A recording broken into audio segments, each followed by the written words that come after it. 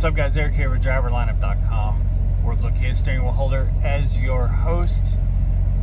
It is a blistering day. Excessive heat warning, supposed to be 114 degrees. Welcome to Laredo in mid-June.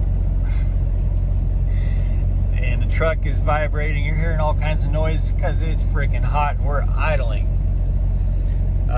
Anyway, Texas. I love you, Texas. I've got a Texas CDL. I love Texas truck stops. I love Texas rest areas. I love Texas tacos. I love Texas taxes. I love a lot about Texas. But there's one thing about the great state of Texas that I absolutely hate.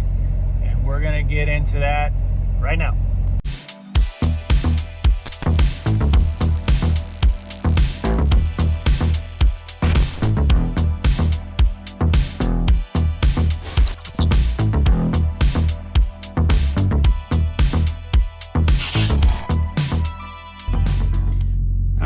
I actually turned the truck off for a few minutes.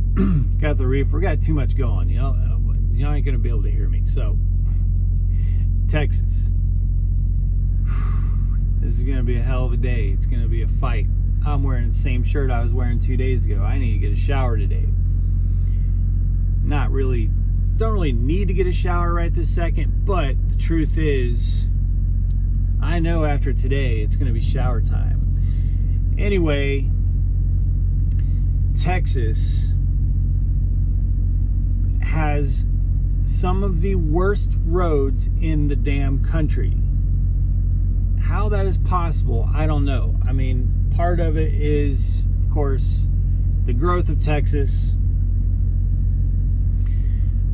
Texas has been growing like crazy. They're adding congressional districts, especially cities like Austin, Dallas, growing like crazy. So the growth is like, they're not keeping up with it. But here's the thing. Even the parts of the roads that are being fixed are shitty. Like the sections of road that they finish are shitty. So it's not like it's all just needs to be repaired. I mean, these are parts of the roads that were repaired in the last year or two, and they're shitty. Then there's like the whole construction between all the way from San Antonio to Beaumont, Texas. Man, that shit's been under construction like that since I've been driving a truck, several years. And there's really not a whole lot of progress on it. I don't understand that. I don't understand how you can have such a major economic,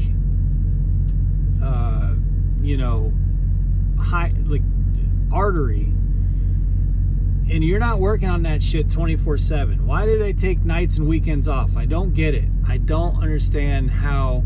Anyway, I would think, I know I'm not a road engineer, I'm not DOT. Obviously there's a lot more to it, but to me as a truck driver, bringing freight through Texas and to Texas and from Texas, I gotta work 7 days a week. I gotta be available 24/7. I don't understand why there's no sense of urgency to make some progress on these big, huge construction projects. Why do you not just throw a freaking army at these projects and get this shit done? But more importantly, to my point about the condition of the roads, across the entire state, the roads are just horse shit. And it's not like potholes and stuff. Of course, there's a lot of potholes, but it's this shit. Like, why can't you build a flat road? I don't get it. We're sending robots to frickin' Mars. We're literally sending robots to Mars. We're communicating with robots on Mars. We're having robots on Mars send us pictures and videos. We're flying drones on Mars, and we can't build flat highways. I don't know how this load that we have survived. This is a load of tomatoes that we brought to Laredo, which is weird. I've never brought produce to Laredo. But anyway, the driver who picked this load up, I'd like to have a talk with you if I ever figured out who you were, because you do not haul a load of tomatoes without load locking that shit. And whoever picked this load up did not load lock this shit. I was already worried about it because we picked this up in Springfield, and so I know you need to use like 3 or more load locks when it's tomatoes produce all the way to the ceiling. That didn't happen, and we just ran through some horrible rough roads. So anyway, I'm gonna talk more about that in just a second. For you it'll be very fast. For me it's going to be a little bit because we're going back to a door. Be right back. Okay, I'm back. For you guys, I'm angry. That was like 1 second. For us, it was a while. I'm angry. So, Jenna's very mad because I turned off the truck to finish this video, and it's hot. Okay, couple things before I get back to the Texas roads. Couple things. First of all, yes, as I was saying, if you dropped off a load of tomatoes at Prime around 3 o'clock yesterday morning with a broken load lock, call me. I'd like to discuss proper procedures and protocols with you on produce loads, specifically tomatoes. And those procedures are not that you throw a broken load lock in the floor of the trailer, like as if you load locked it, but so that you could say happened to break en route. Oh yeah, I load locked it. First of all, 1 load lock's not enough for this load. Second of all, there's no way that was ever secured to the trailer. You threw your broken load lock in there just so you could say you put a load lock in there. Let's be honest.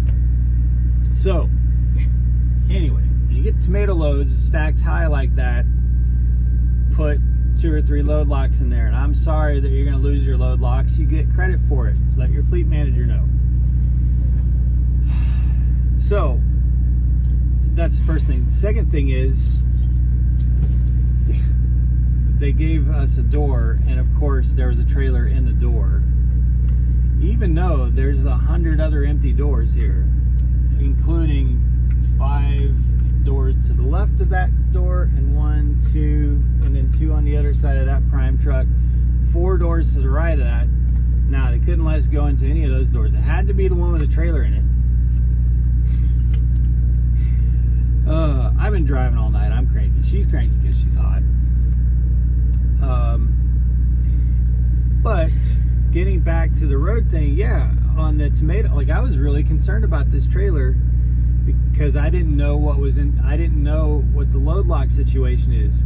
I'm glad that I didn't know that someone just half-assed threw a broken load lock in there, because I would have been tripping out the whole time. I get really stressed on tomato loads because we've seen them fall out. Yeah, we saw one guy back up one time. Was it California, Colton, Walmart? I don't remember where it was, but he had lost probably 2 or 3 pallets of tomatoes. You know, like one went and then none of the rest around it were able to stay stabilized. So I'm glad I didn't know that someone half-assed it because they were just going to dump this load of Prime.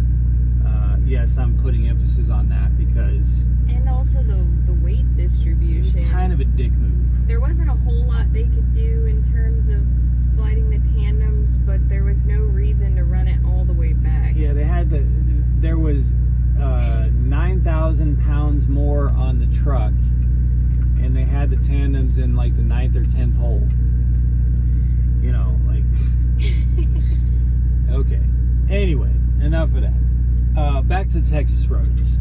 Like I said at the beginning of this video, I love so much about Texas. But man, anybody in government from Texas ever sees this video, your roads suck so bad. It's embarrassing. Again, we're flying drones on Mars, and Texas can't make flat roads. Like, now, a lot of states have problems with this when it comes to bridges. Like, I don't understand how we can't, you know, I mean, this is America, damn it. Well, and we with the can't bridge- build flat roads from a road to a bridge and then from a bridge to a road. With the bridge, the solution's so simple because you come across it sometimes where you see the seam, but it's at like an angle, not straight across. It's angled, like diagonal, instead of, just horizontal. And that diagonal angle makes it so that you don't just like, hit the bridge hard. And it's like some places have figured this out. Why can't the rest of the country do it? Okay, and if you're a road engineer, I get it. We're obviously truck drivers. We don't know how to make roads. Okay, so you're gonna say, oh, it's easier said than done. Look, that's your damn job. We again are landing shit on other planets. Don't tell me that in 2021 you can't figure out how to make a flat surface from a road to a bridge and from a bridge to a road. That, like, come on, that's your job. Some states do it. Some states have nice bridges where you don't feel like you're gonna leave the ground in an 80,000 pound vehicle just by crossing a damn bridge. But Texas, it's not just the bridges. It's like just in the middle of the road. There's all of a sudden, you're boonie hopping at 65 miles an hour with a load of tomatoes that some jackass prime driver didn't load lock. It just like, and it's not just one road either. Like right when we crossed into Texas last night, she stopped at a rest area yesterday because we didn't want to go tackle Dallas at rush hour. So we stopped, slept for 4 or 5 hours, and then I started driving last night. As soon as I got on the road, it beat the living shit out of us. I mean, for like probably 20 miles. Let's just put it like this. So I'm in the back trying to sleep, yelling at Eric, slow down, because it felt like he was going like 100 I'm like, miles babe, I'm an hour. doing 60 and a 75. And I'm like, what the hell? Slow down, because it literally just felt like he's just Dukes a hazard. And then he's like, I'm only going 60. And I'm like, I was on the phone with Herdbull. Yeah, and so I'm just like, and Herdbull heard one of it. He's like, I heard that one. Like, he heard the truck. And this is a Peterbilt. I remember how bad it was for us in a Freightliner. Dude, Remy, her heart would have exploded last night if we were still in the Freightliner, because she panics and like looks skyward. She looks up around the truck to see what could fall and hit her in the head, like when she hears the rattle. And then I actually coughed up the money to take the toll road around Austin, because generally, and I just told Herdbull that the toll roads around Dallas are nice. Like, at least, okay, if you're paying for money, you got nice flat roads.